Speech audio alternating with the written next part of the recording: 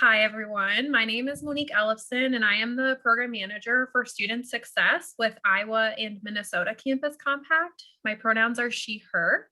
And I am here today both as my program manager role. So I oversee and manage our AmeriCorps state grant, and I previously managed our AmeriCorps VISTA grant. But I'm also here because I serve on the member impact committee within the National Campus Compact Network. So that's why I'm here today. But we are so happy to have you here today, and we really hope that you and your families, your loved ones, your friends are all doing well during this time and hopefully enjoying some of the nicer weather this week. I do want to start today with a land acknowledgement. So, as a step toward honoring the truth and achieving healing and reconciliation, Campus Compact seeks to acknowledge the traditional native lands on which we operate and work. Given that we are gathering for today's webinar from across the country and some from around the world, we invite everyone to acknowledge the ancestral and unceded territory of the Native people where you are joining us from, and you can do that in the chat. I today, as kind of today's moderator, am joining this call from Des Moines, Iowa, which is the ancestral land of the Iowa, the Sioux and Meskwaki, and the Great Sioux Nation, or the Seven Fires Council, and their peoples. We also want to recognize and stand in solidarity with those individuals who are continuing to call for racial justice and equitable communities, and do affirm that Black Lives Matter. We commit to move beyond words into programs and actions that fully embody a commitment to full participation and equity. So again, I invite you to share where you are at in the ancestral lands of the Indigenous people of this nation in the chat. There's also been practice in other spaces. If you want, you can update and rename your Zoom name to include that information, as well as like your pronouns or where you're joining us from, like your institution or community. So we definitely invite that as well. Before we move into today's main conversation, I do want to share a couple of announcements from Campus Compact. So today's webinar is entitled Innovative Ways to Meet Campus Community Needs Through National Service. And I have some panelists with me that you can see who I will be introducing shortly. But for those announcements, as I mentioned a little earlier, it is AmeriCorps Week. So we definitely encourage everyone to participate online, and you can do so by using the hashtag Made in AmeriCorps. I'll join that in the chat in a moment.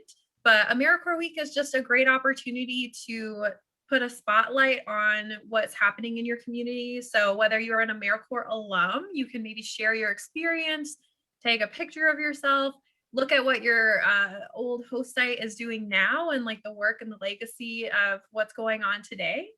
But also, if you're a supervisor or if you have an AmeriCorps working with you, we obviously encourage you to share that impact of your program, not only for your community, but like on your AmeriCorps member.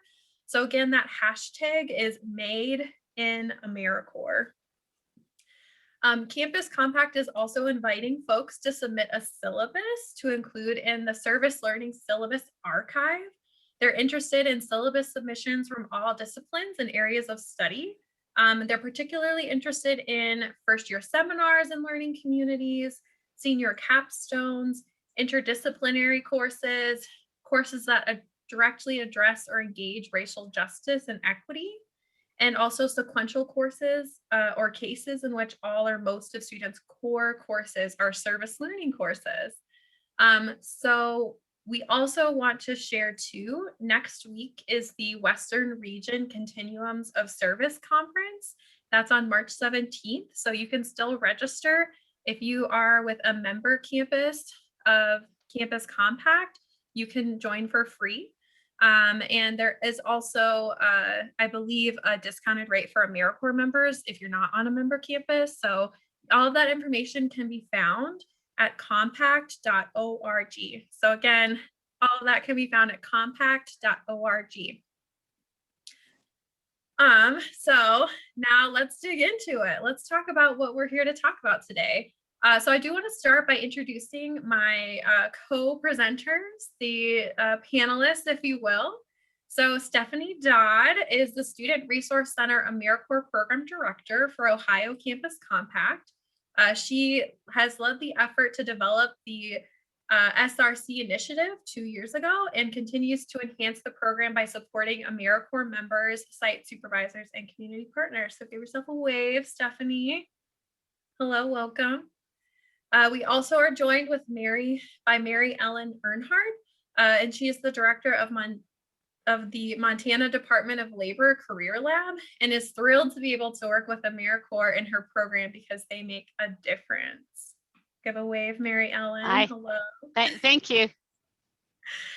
And then last but certainly not least, we have Charlene Elvers, who is the director of the Center for Service and Leadership at Springfield College in Springfield, Massachusetts, where she has worked for 21 years. During that time, she has supervised 10 Campus Compact AmeriCorps VISTA members and 20 graduate student AmeriCorps members. So give a wave, Charlene. Awesome. Thank you all so much. With that, we really have 4 core questions that I'm going to walk our panelists through today. And they're related to, again, this notion of how can we use AmeriCorps or national service programs within our work as community engagement professionals and people who really want to push that innovative ways to realize that public purpose of higher education. I think it's so important, especially in today's political environment. And there's some great opportunities that we're going to be talking about. And we just really wanted to center today's conversation about all of the unique ways that our network nationally has leveraged AmeriCorps funding and positions to work towards that mission. So that's what we're really trying to get at with some of these questions. We do, of course, encourage y'all to put some questions or be talking with each other in the chat. And we will hopefully have some time for some Q&A at the end. So if you have questions, make sure you put that in the Q&A section in Zoom. That way we'll definitely catch it. I can't guarantee I'll catch everything in the chat, so I encourage you to put it there. Or if that Q&A function isn't showing up, no, it should. Okay. All right. So with that, we'll get started. So I just want to have everyone start by introducing yourself and just telling us about your current AmeriCorps project or projects. So not sure who wants to start, but go ahead. I am happy to go. So hi, everyone. My name is Stephanie Dodd. As Monique said, I am from Ohio Campus Compact.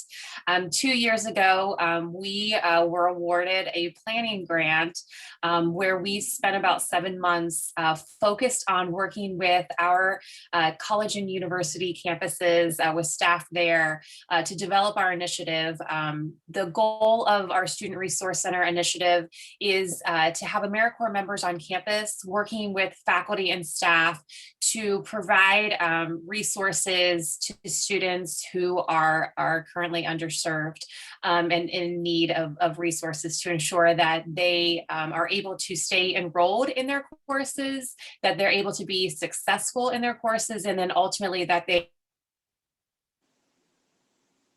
or a credential on the campus that they are serving. So community is at the heart of our project because we know that we would not be able to provide resources to students without the community, both on the campus and surrounding campuses across the state of Ohio.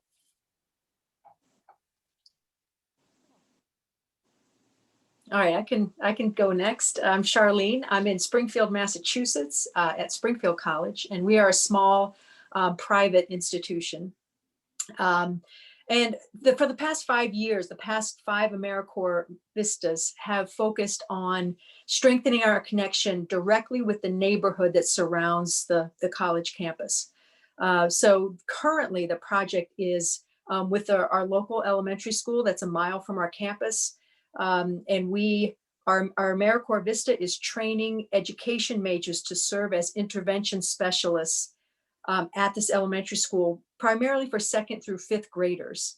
The principal of this elementary school had approached me and said that because of the proximity of our schools, she was getting a lot of Springfield College students just doing volunteer work, needing internship experiences, practicum experiences, and she was in fact overwhelmed with the number of college students that she was getting. And what would really meet her needs is if these college students could just be trained and be supervised and deliver 15 to 20-minute interventions in math and reading for youth who were behind grade level in those subjects.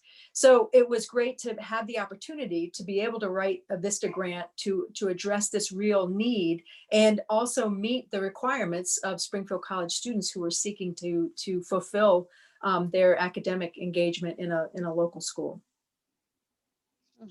Great. My name is Mary Ellen Earnhardt, and I am in charge of the Career Lab at the Department of Labor here in Montana. And what we do is we work with preschool all the way to adults with career development. And our projects are helping schools, helping communities learn about these resources. We have a program called Montana Career Information System that has assessments, it has occupation information, where you could go and look for jobs, scholarship information, resume, etc. And it's all in one program, and it's saved so that the people using this could save their information from 5th grade all the way to adults. And then we also have for the younger kids some career books, ABC books, some exploration books, and we have a really, really amazing one that our AmeriCorps leader helped us out with, and that was Careers Build a Community, where it worked with the businesses and the schools, and it had activities for the teachers to tie in their community into the classroom with lesson plans. So our AmeriCorps volunteers work with the schools, work with the community. We've gone out to the libraries. We have rural areas that have really poor internet connections. They don't have a job service there. No, they don't ride horses to work, but it's pretty remote. And so we're working with the libraries to help educate these parents and job seekers on how to use Career Connection, Career Information System. We're also working with Native Americans. We have 8 tribes. We just got recognized, the Little Shell just got recognized this year as a tribe, and we're given some land. So how many years were they trying to get recognized? 100 and some, and they finally got recognized. So that's pretty, that was pretty exciting. So right now, one of the things we also realize is that our career resources don't address the Native American needs. And so we're working on developing some career resources, starting with the students young, all the way up from, kindergarten up. And if we could start giving them hope.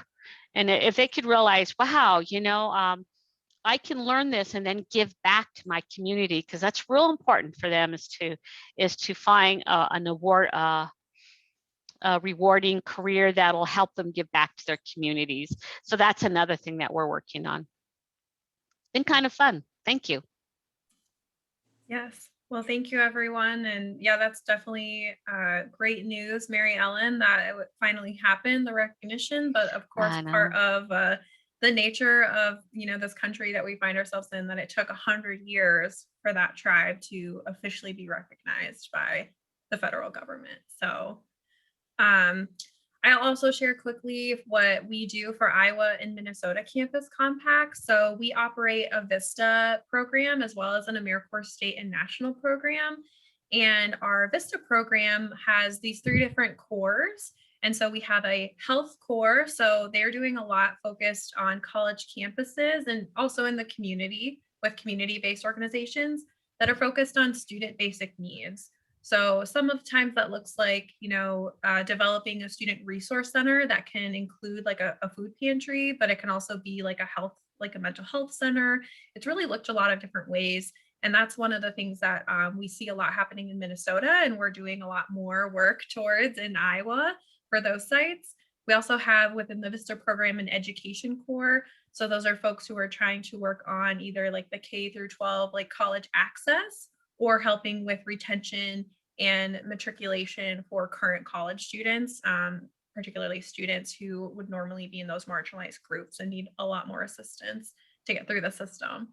And they also have the Opportunity Corps. So we have a lot of nonprofit sites in Iowa, particularly, who work with low-income individuals and try to get them into like housing, transitional housing, full-time housing, help them in a lot of those areas as well.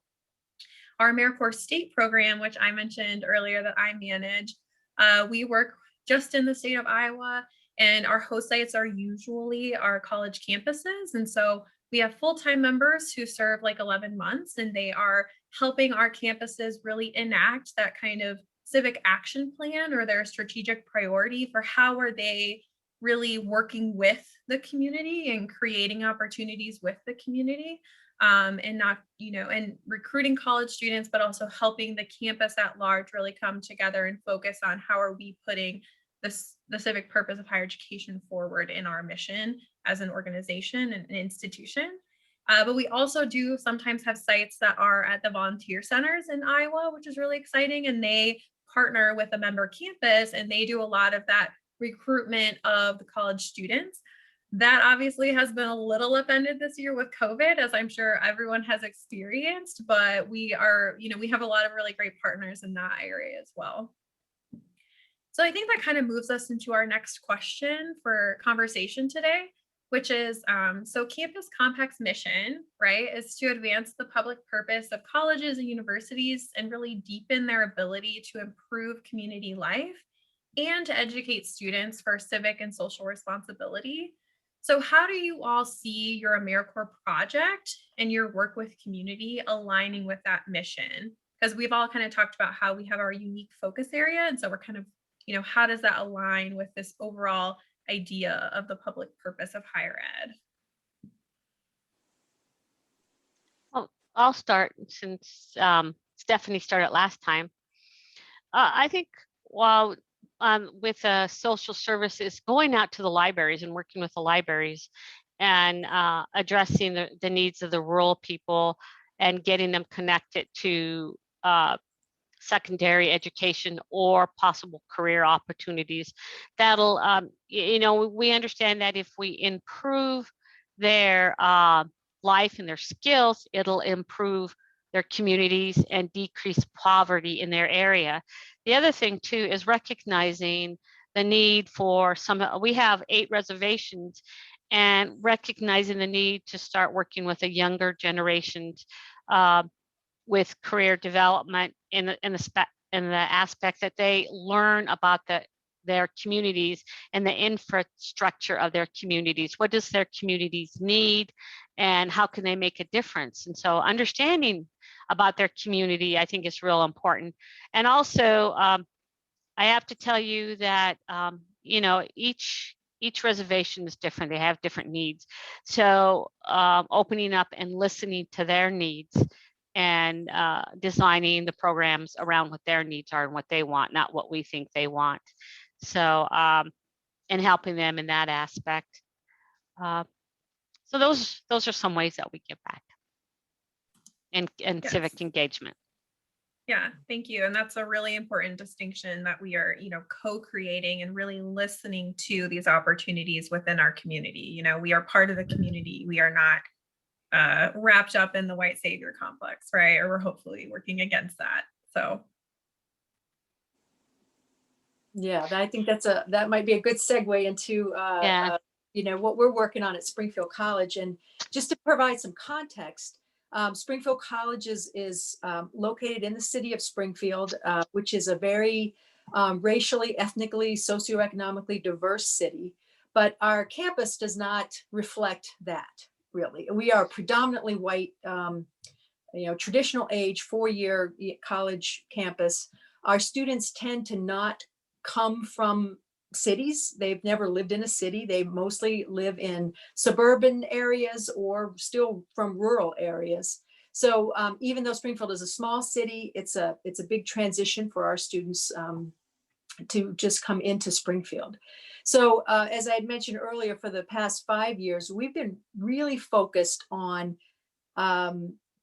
really being part of our neighborhood. So the city of Springfield has 17 neighborhoods. We are in a neighborhood that is socioeconomically one of the poorest neighborhoods in the city. And our students have historically not wanted to wander off of our campus and sort of walk around the neighborhood. So we have really leveraged AmeriCorps VISTA members to try to change that. And the way we have done that is AmeriCorps VISTA members have helped to open an actual physical center in the neighborhood called the Center for Leadership and Civic Engagement. We took part of that. It is a house, and it's not a big house, but we took part of that house and created a living space for the AmeriCorps VISTA members, so that every AmeriCorps VISTA member that we have that now serves at Springfield College also lives right in our neighborhood. And we are really, by having our AmeriCorps VISTA member immersed in this neighborhood, and by being able to immerse them in a project in the neighborhood, we're able to just develop relationships with people, right? Most of the time on a college campus, we're working with organizations. And so, yes, we work with youth, we work with older adults, but sometimes we don't get to know families. We don't get to know where people live. We don't get to see how poverty plays out in their lives. We are now, by having this center in the neighborhood, we are now having many more opportunities for our students to just meet people and develop relationships. As all of you know, we are such a segregated country, right? We have such a segregated society. And I always tell our students, this is going to be potentially the most diverse neighborhood you will live in, that you will ever live in. And you have this opportunity by living in this neighborhood, even though you're on the college campus, to become part of the neighborhood and to walk with our neighbors and to again, try to get some sense for how poverty really plays out in people's lives. My students don't tend to be really politically engaged or really necessarily civically engaged. But what I have noticed is a result of them developing these relationships, it has really caused them to think about things in a different way. So for years, I have been saying to students, we don't have a grocery store in our neighborhood. It's really problematic that we don't have a grocery store in our neighborhood. People are struggling to get fresh produce. People are struggling to get food. 17% of our neighborhood doesn't have transportation. They're struggling to even get to a store. And students would hear me and say, yeah. But now that they know families and they hear families say, they hear kids say, it's the third week of the month and we've run out of food and we're struggling because we can't get to the grocery store and we can't, there's no store here and we can't seem to get what we need. Now my students are saying, Charlene, did you know there's no grocery store in this neighborhood? Do you know people are struggling with trying to get food? And they are starting, it's these relationships and this personal connection that is causing them to suddenly become civically engaged, because they're saying, we have to do something about this. We can't let this go on because I know this family and I know that they're struggling. So again, I think having an AmeriCorps VISTA member who has just been able to live in the community and to be a good citizen and to be a neighbor has helped me, because I don't live in Springfield. It has helped the college and the college students begin to have these deeper relationships. So in Ohio, Ohio has one of the lowest attainment rates across the country. So we rank towards the bottom of students who have some sort of post-secondary degree or credential. And I think in Ohio, we've done an excellent job in the K-12 system of, really providing what we call wraparound services or supports for students to help them, earn a high school degree or a high school diploma. I think our graduation rate is, around like 96, 97%. But then, we're encouraging students to go into higher ed. And what we were finding at Ohio Campus Compact in these conversations that we were having with our member campuses is that a lot of times students who were leaving the K-12 system and coming over to higher ed, they were suddenly losing these non-academic supports and systems that were in place. And so that kind of was at the heart of our program and this initiative is to really make sure that we are connecting students to those resources that they maybe had before, or maybe sometimes they suddenly need for a variety of reasons. And so we created this initiative, to help these students who are in need, and those needs vary. They could range from food insecurity to housing insecurity, transportation, childcare, textbook costs. I mean, there are so many needs that students have. But our ultimate goal is to help those students attain a degree. And we hope that along the way, both the AmeriCorps members who we have serving on these campuses and the students who are getting access to these resources are recognizing the power and the importance of community partners.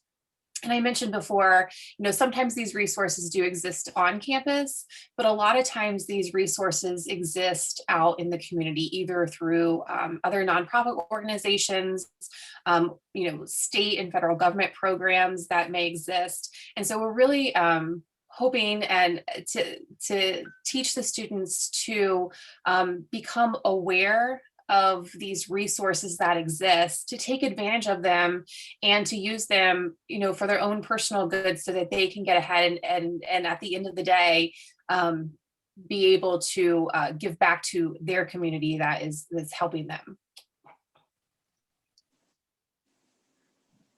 Yeah, that's really great. Thank you all for sharing and just giving some insight into, what it is that you all are doing with your communities. And I think with is a really important preposition because it's something we need to emphasize. We are not doing things for community. We are doing things with community because we are a part of the community.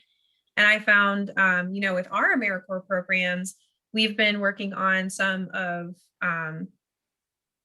the training and development. And I know that wasn't necessarily part, but what y'all were sharing just kind of brought that to mind. And it's really, it's when we have students or AmeriCorps members that come to us, we need to complicate whatever narratives they might have about how poverty exists or how community exists. And they're just here because they want hours or they want to give back to the community. And it's really helping them understand what's happening right at that next level of kind of envisioning what the community around them is actually looking like and complicating that narrative. So thank you all. I would like to comment on just a couple Yeah. things that Charlene and Stephanie touched on. And it was an eye opener for my AmeriCorps. We are volunteering, working with 2 homeless students on a reservation. And students are actually paying their rent, going to school, and their life it's really been rough. And this particular AmeriCorps felt like he had been through quite a bit too, but after seeing what they had been through, really started to understand their needs and has really stepped up to do more for the communities. But it's amazing how much they learn about themselves, and it teaches them to help and to give back in a different way when they understand. So sounds like both of you guys have had that experience too. So through your, so thank you for sharing that. I think that's real important. It's how not only do they help, but the learning that takes place within them, that's going to change them for life, and also I think change the world, because they're going to start doing amazing things if they are already not doing amazing things. So thanks for sharing that, both of you. Yeah, that's a good point. And that did make me think, sorry, Charlene, if you wanted to say something too, but it also made me think of what had come to mind, Charlene, when you were sharing. And just I think it's so important for us as educators and as people who work we try to work very intentionally, right, with our community and with our partners, and we do not want to do harm, even though sometimes, that's inevitable. We want to mitigate that as much as we can. And I think a lot of what we do within our work is we help to humanize the folks who are most vulnerable, who are most marginalized, because that's part of the mainstream narrative, right? Is like, oh, people in poverty, there's something wrong with them, or oh, that's just like, because of whatever circumstances that they're just, that's just how life is. And if they worked hard, they would just do whatever. So I think it's part of it is like that humanization. And I want to be really careful too that we're saying it's not part of like, this is not like a poverty tourism or anything negative like that, right? Like we are all very intentional educators in our own ways and in our own programs. And we want to make sure like, again, we are alongside communities and we are doing the education. So that way, when they go out into the world around them as, recent college graduates or whatever it might be, or new professionals, they are an active and more informed citizen. Yeah, and I just to add to that, I think my students have realized that our goals are really similar, right? I think they always saw the neighborhood in a very different way, and then when they get to know people, they realize we all have primarily the goal of living in a safe neighborhood. We all want to be safe.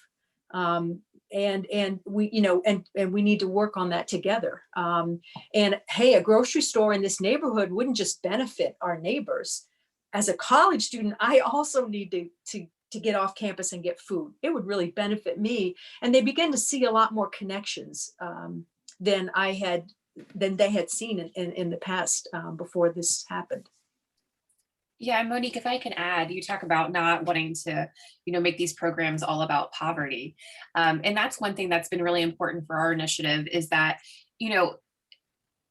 our AmeriCorps members aren't meeting with students who are necessarily all struggling with poverty issues. I mean, we've seen definitely over the past year, not surprising, we've seen a number of college students who don't meet that poverty threshold, but are really struggling with mental health issues. And so that becomes a student need where they need access to those resources. Or you see college students who maybe for a variety of reasons no longer have that family connection that perhaps they had before they left home, and whether that be because of not being supported for pursuing a post-secondary degree, or students who are LGBTQ. There are a lot of different needs that our students have on campuses, and our AmeriCorps members are able to support students across the board. Yeah, that's a really good point. Thank you. And I think that leads us into our next question, which is, and I think we've all kind of been chipping away at this, but I'll just formally pose the question. So what has your community and your institution or your organization been able to achieve with the support of a Campus Compact AmeriCorps member or project that maybe you otherwise wouldn't have been able to? I'll go ahead and start on this one. And I know, again, yes, I have alluded to this, but the amazing thing about having an AmeriCorps VISTA member is that you get, and I've always had recent college grads as AmeriCorps VISTAs, but you get a person who you're able to immerse in one project, right? Like, I don't have that. I can't do that, right? I get pulled in 100 different directions through committee work, and sometimes I teach, and a lot of administrative stuff. But I get to have this full-time person, staff member serving, who I say, this is your service. Your service is to be part of this neighborhood.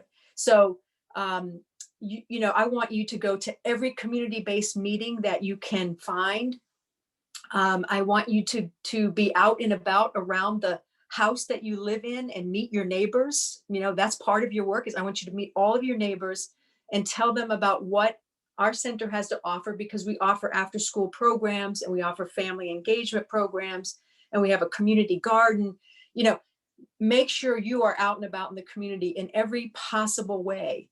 and make sure the local elementary schools know you. And, you know, and so to have a person who just does that has been amazing. And again, the connections that they have been able to build, the capacity that they have built that allows me and allows me to meet people and to get students out into the neighborhood, is not something that I could have done without them. So I think for me, it's being able to have someone who can really have this immersive experience, and build that capacity for the college and the community. I can share next. Obviously, I am a campus compact person, but I will share. I'll share a story that one of my site supervisors shared with me a couple months ago. This is a site supervisor who is on a large, one of the largest campuses in the state of Ohio, who is participating in our AmeriCorps program for the first time this year. They have a full-time member on campus, and he said to me, there was no way that they would have been able to get their pantry up and running if it weren't for their AmeriCorps member.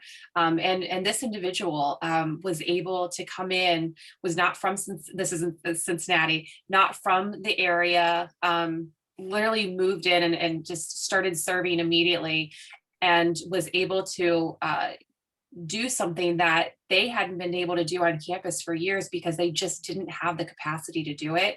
And this AmeriCorps member was able to come in and not only get the pantry up and running, but is meeting, I think has so far met with close to 200 students, and to provide them not just food, but also to create a clothing closet and to connect them to other resources that exist either on campus and in the community. And so I think that is just a small example of the power of national service and what AmeriCorps members can bring to a program. With our AmeriCorps, I think one of the things that they've been able to do is build a bridge between businesses and schools in the workforce. And had we tried to do that, it would be the Department of Labor coming to talk to business. But having an outsider and someone who saw how all three of these needed to be connected, the library, businesses, they were able to do that. And I think especially now as the world of work changes, businesses are finding that they need skilled laborers, and they're seeing a shortage, so they're wanting to go to the schools. And schools aren't ready for that. Like you said, Charlene, they were having so many people come to their school, they didn't know how to handle it. So our AmeriCorps has been able to do that. And that is so, you know, I can't even begin to say how much we appreciate their insight as to being able to bring us all together to work on one focus and not duplicate services. The other thing I think that our campus, I know, we've had, I just moved into this job 2 years ago, and I've had already 2 different AmeriCorps leaders or VISTA individual that have, I think every single one of my staff has learned from them. They have made a difference in their lives. I know one of them worked for Bill Gates and also worked in helping businesses get started. And so being able to bring that side of the world into our department has been really helpful. And then the other one was in social work, and being able to bring careers, build a community into the schools and work with us and share some of her stories. And they have been teachers to us.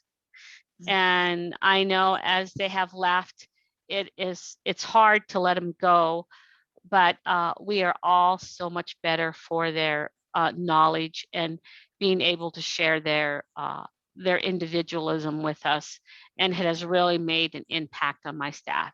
So such a thanks to them. We're very fortunate to have such wonderful leaders and be able to work with them and change our lives, not only the lives of the people that we work with. So Yes, thank you all for sharing. And I think, Mary Ellen, how you kind of wrapped that up leads us into the last question that I had prepared for the panelists. And then we will have time for some Q&A at the end. So I see we have one question in there, but if you're on the call and you have questions and it can be more specific or, for everyone, feel free to put that in the Q&A. And I'll also be sure to share some resources at the end about how you can learn, if your state or region has Campus Compact AmeriCorps, how we can get you connected to folks if you're interested. So the last question that I had prepared anyway was, how has your work with Campus Compact AmeriCorps projects or members really shaped the way that you approach your work with communities? I'll be very quick with that to let Charlene and Mary Ellen answer. I would say, just for me personally, I think developing an AmeriCorps program and then working with AmeriCorps members and site supervisors, it has allowed me. It forced me into the development of this to look at higher education differently, and how, as a community partner, that Campus Compact is, how are we supporting our members and how are we supporting students, and really kind of reevaluate, what can we be doing differently or better, to be a better partner from our end.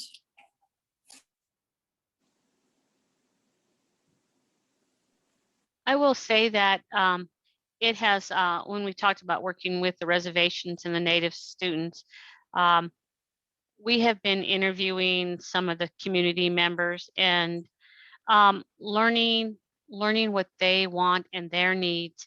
And as we see the AmeriCorps leader learn the different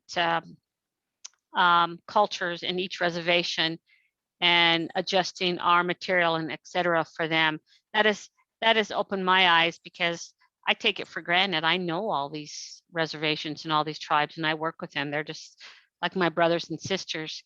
But it made me take a look at their needs differently. And as I had mentioned, it had brought bringing the businesses to work with us, with the Department of Labor and the schools. And there's such a need for that.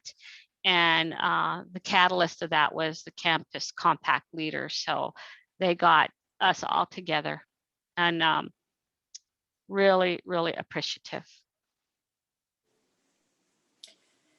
Yeah, and so I would say for me, having AmeriCorps VISTA members have caused me to become, I think, much more of a sort of grassroots community organizer and less of an academic. And that's actually been a good thing, because I think that's what our community has needed.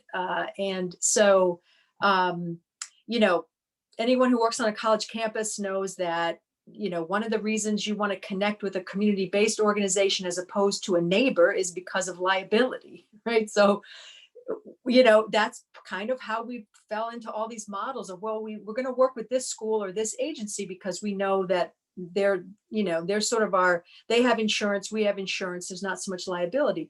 So it's been a shift for us to say, no, we are now in our neighborhood. We are a place-based institution. We are, we live in this neighborhood. We should be working with the neighbors, and we should be bringing our resources and social capital into the neighborhood in a different way. And there was some, I certainly received a lot of questions at first from the campus, from sort of administrators about, is that safe? Is that something we want to do? Is it okay to kind of have our students out there in that way? And it has been an incredibly positive and a really worthwhile and a great learning opportunity for our students. And our students are, they just caused me to begin to look at things again in a really different way, in a framework of, well, let's not just learn about this, but is there actually some bit of a solution that we can come up with, right? So one of the things that they're trying to do, because I had mentioned earlier, about 17% of our neighborhood really doesn't have a car, and our public transportation system is not very good. Well, they realized that people were using bicycles as a form of transportation to get to the store, to get to their job. There is not one bicycle shop in the city of Springfield. So when their bicycle breaks down, or even just something simple like a flat tire, they have nowhere to go. They have nothing to do, to, no resources to get it fixed. So now my students and I are trying to open a community bike shop right in the neighborhood, and figure out how we can staff it, and how we can get bikes donated, and how we can get parts, and who we can get to train to fix the bikes. And our neighborhood, it has been amazing, the response we've gotten from our neighborhood, of just, your students recognize this, and it's a bit of a solution, right? We can't buy people cars, and we can't make that happen, but we can try to meet some of the need in a very grassroots kind of way. And we don't have the bike shop up and running just yet, but we are working on it. The COVID sort of stopped us in our tracks on that one. But again, I have turned much more into being out and about in the community myself, and trying to figure out how does the college, what is the narrative we want the college to have with the community? What kind of story do we want? And how do we build that together? It's a different perspective that I hadn't, when I first started this work, I hadn't come in with that kind of perspective. There's a Yeah, I grant think- out there that I'll give you some information about, Outrider specialized sports, and to get community bike programs going. So Excellent. I'll try to let you know. Okay. Resource sharing, and love it. I'll chime in and just kind of add a little nugget from my program. So again, like I work for Campus Compact, so I'm not trying to speak for our sites, but this is a model that I think kind of speaks to the heart of this question. So one of our member institutions is Buena Vista University, and they're based out of Storm Lake, Iowa. And a couple of years ago, they started this new model where, they really re-envisioned what they want their, relationship to look like with their community. And so the community of Storm Lake is very small. And I think, there weren't a lot of folks who were actually from that county or from the town who ended up going to that institution, because it is a small private institution. So it might be a little bit, it might feel like there's some, town gown stuff happening, right? There's that separation of like, here's the campus and here's the community. So what they started doing with the help of our AmeriCorps program is they now have, through other endowments, but also through AmeriCorps, is they have this model where, they recruit 10 students each year. So graduating high school students who get a full ride essentially to the university, and they participate all 4 years in our program. So they'll receive the education award, they give back to the community from which, they are coming from. And they also just get the opportunity to go to school. And so we're in the third year of that program, and it's been really a unique partnership and a way to kind of approach the work and think about, what can we do with AmeriCorps, but also just with our community broadly, and how can we re-envision, and break down those traditional, like, I'm a student coming to you volunteering. What can that actually look like? And what does it mean to be a student on a college campus in community with others? So we do have a couple of questions from the audience. So I'll go ahead and ask that of the panel and see who would like to ask. And again, folks on the call, if you have other questions, make sure you put it in the Q&A, otherwise I might miss it. So we have a question from Mary, who is curious to hear from those with national service programs on campus about how you secured funding and support from university leadership to manage the program. And did you experience any competition with external community organizers who also have programs? So the question is about funding and maybe some competition for funding.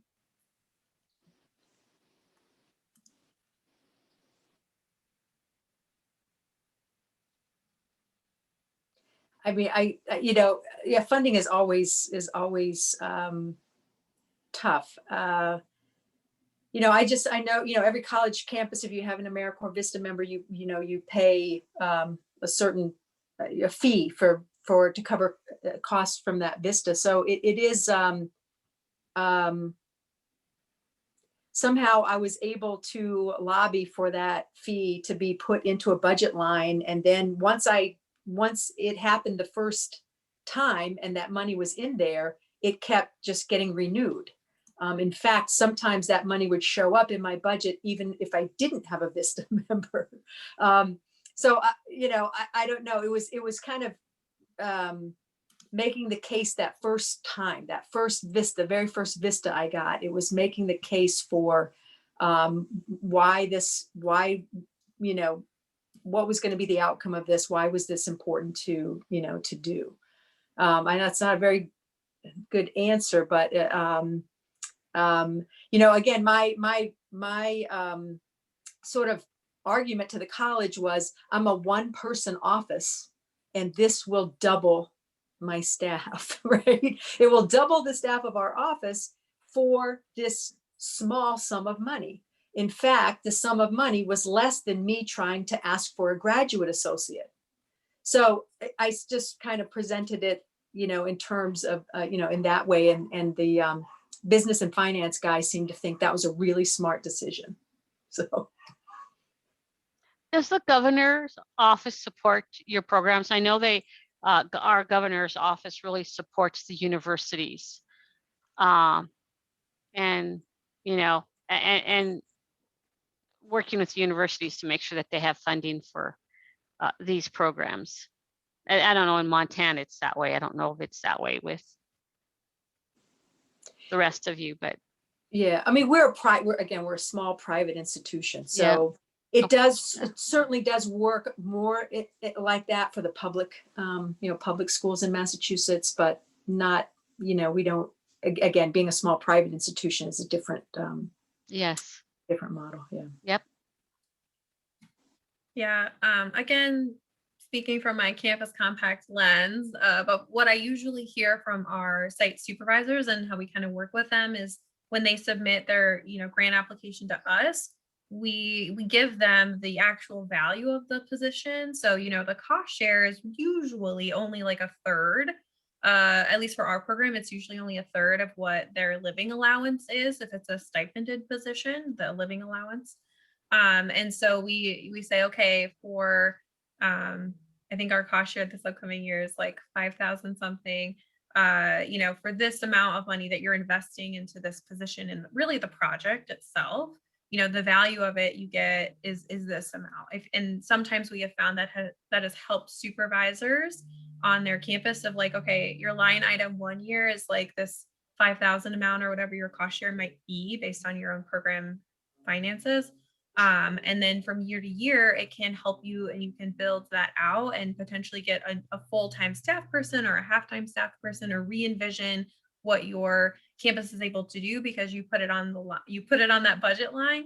And then the capacity, right, of these individuals is like enormous, and they are usually very go-getters, and the impact is what I'm trying to say. It helps tell the story of like, this is worth the investment and it's worth our commitment to community. I think we have time for just one more question. So let's see.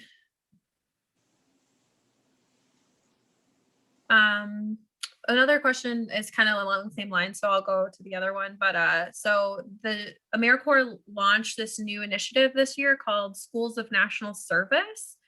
So the question is like, if your school is officially part of that, what does that leadership look like for alumni and things like that? I'm not quite sure what the question is getting at. I'll put it that we answered it so y'all can like see it, but I do know it's new, and so we're still kind of learning. But I know you don't, just because you have an AmeriCorps member if you're a higher education institution, you don't necessarily, you have to like opt into this program, I guess. So I don't know if Stephanie or if Charlene or Mary Ellen, if you have insight, but I don't. I don't. No, is this where there's like a match to the education award? Or I is think it sometimes changed a it little bit? is. Okay. Yeah. I So don't think that we have any, I don't know that we have any in Ohio.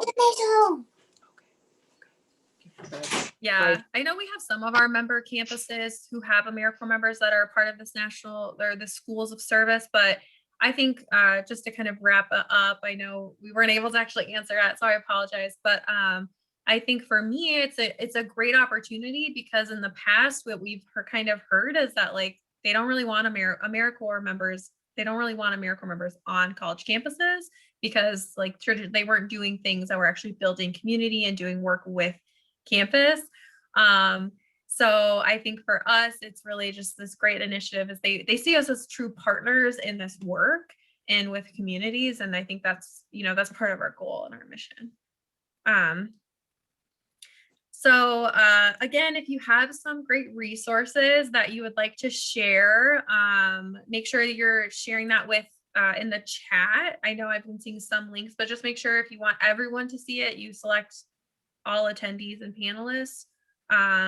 But we really appreciate everyone taking the time today to join our conversation, hopefully hearing from our different points of view and the way that we operate within AmeriCorps has helped illuminate some different ways that you can really be innovative and creative with your community and with your different partners to really push for a more engaged and civil society. So I also want to take some time with our last minute here to just thank my fellow panelists for sharing your knowledge and expertise. Your work, our work with the communities really speaks to how we can approach these co-creative partnerships and center community knowledge. And so that's all I really wanted to say. I'm so appreciative. And for those of you who attended today, just a reminder, you will receive an evaluation shortly that you can complete about, your experience here today with us, but we hope that it was very fruitful for everyone. So thank you all so much. And I hope that you enjoy the rest of your Thursday. Can I say one thing? I put a couple things in the chat. Yeah. And one of them is my favorite book is The Long March. And it's about the Choctaw Indians and how they gave money to the Irish people when they were in the famine. And this year during the pandemic, my VISTA found where the Irish people had remembered this 100 and some years ago that they sent the money there. And the Irish people send money to the Native Americans, the Navajos, because they had no water. People couldn't believe it. They didn't have water. And then this pandemic started and it was awful. So they sent them so much money and water. And so those two stories are in the chat. And it's a great service learning project. And once again, it was my AmeriCorps who brought this to my attention. So I really want to share you with those two resources. They're phenomenal. If you get a chance to share it with your own children, those two stories are fantastic. Yeah, thank you so much for that. And I made sure that it was in the chat for everyone. But again, thank you all for your time today. This is recorded, so if you want to share with other folks or with your campus administrators or community partners, you'll be able to have that opportunity. So thanks again and have a great Thursday and a happy weekend.